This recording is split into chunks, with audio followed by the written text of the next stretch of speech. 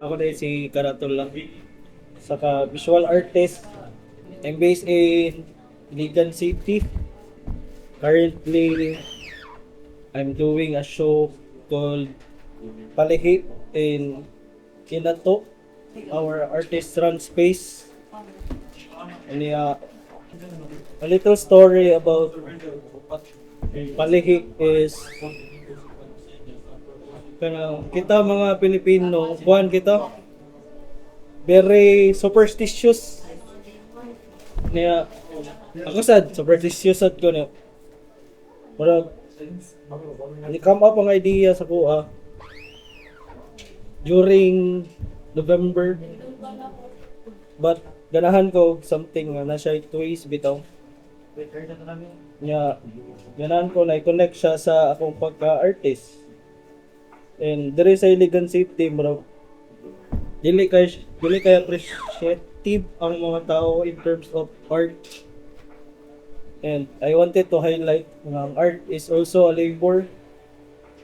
Pareha sa other professions like doctors, teachers, even construction workers. So, and I wanted also na may merge ang viewers no sa akong process nga silk screen or serigraph. So gina-try na ko sila og engage sa akong art. Bali sila mo finish sa last piece. And ang challenge po same sa artist kung murag kuhan sila ha is kanus mahuman or when na to maingon nga humana ang usa ka piece. So mao na. And ganahan ko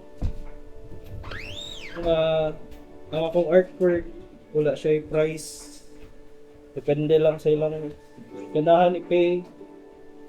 Kay na-question sa akong mind nga unsa man gyud ang art, luxury ba siya or necessity sa tao. And bawal to. That is palihik.